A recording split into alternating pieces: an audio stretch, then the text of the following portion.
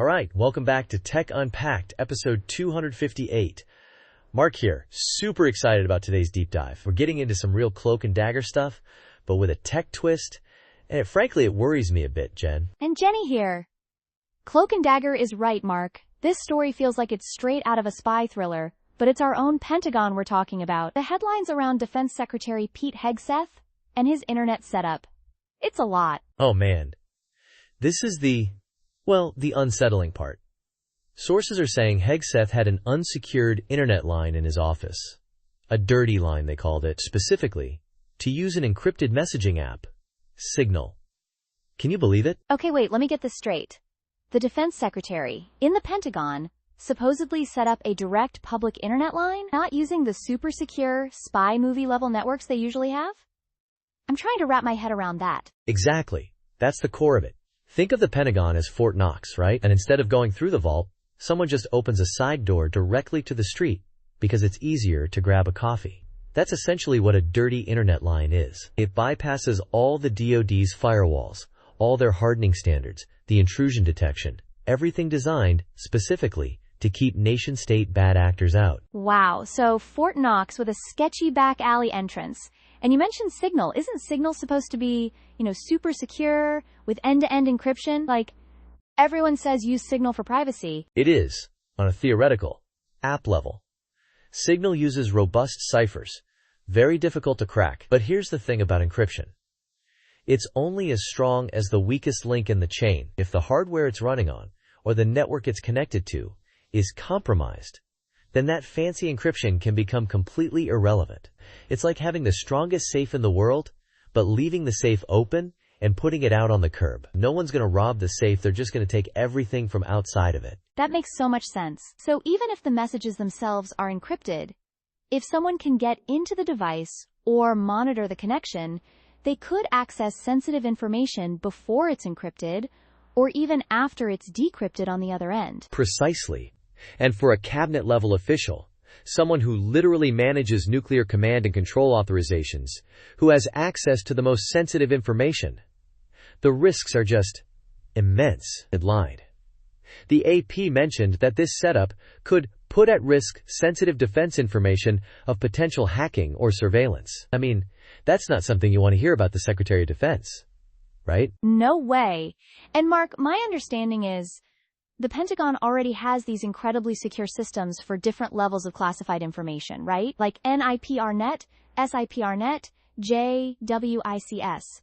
Why wouldn't he just use one of those? Is it that inconvenient? They do. NIPRNet for non-classified but secure, SIPRNet for secret, and JWICS for top secret. These are isolated, hardened networks. They're designed specifically for this kind of communication.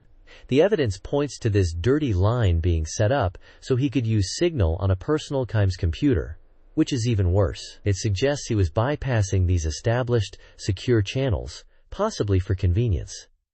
And that, Jen, that's a tough pill to swallow. Convenience over national security? That's quite a trade-off. And I'm thinking about the ethical implications here. When someone at that level bypasses security protocols, doesn't it signal that maybe these rules aren't as important as they say they are? What message does that send to everyone else in the chain of command? It sends a confusing message, at best. It suggests that if the top brass can do it, why can't others? This whole situation challenged the norms of how classified information is handled. It prompted an investigation by the DoD Inspector General. And there's been bipartisan concern in Congress because, regardless of political affiliation, this is about the integrity of our national security communications. It's not a partisan issue, it's a security issue. So let me ask the obvious question that I'm sure our listeners are thinking. If Signal is secure, but the hardware and connection aren't, what does that mean for us, the everyday users who rely on Signal for privacy? Should we be worried? That's a great question, Jenny. For everyday users, Signal is still excellent for private communication because your threat model is usually different. You're typically not the target of nation-state hackers. However, this incident highlights the principle that true security is holistic. It's not just about the app. It's about the device, the network, and the user's habits. If you're on public Wi-Fi, even Signal has its limits if someone's spoofing your connection or if your device is compromised with malware. It's a reminder to be vigilant. It truly underscores how interconnected everything is. You can have the best lock, but if someone leaves the window open, it doesn't matter. What do you think the long-term impact of this will be for government communications? Will it actually lead to real change? I hope it leads to a top-down overhaul, or at least a renewed emphasis and enforcement of secure communication protocols. History shows that significant security changes often happen times an incident or a near miss. This is a considerable near miss, and it should force increased scrutiny on how our government officials communicate, especially when dealing with classified information. There's also the argument to be made that sometimes the secure channels are so cumbersome they hinder efficiency, especially in crises. But that's a different discussion about balancing speed and security. That's a fair point. But still, convenience should never, ever trump national security. This has been a fascinating, if somewhat alarming, discussion. Thanks, Mark, for breaking down the tech aspects. My pleasure, Jenny. It's vital we understand these things, especially when it comes to the highest levels of government. Until next time, stay secure and keep those browsers updated. You got it. Take care, everyone, and maybe double-check your public Wi-Fi usage.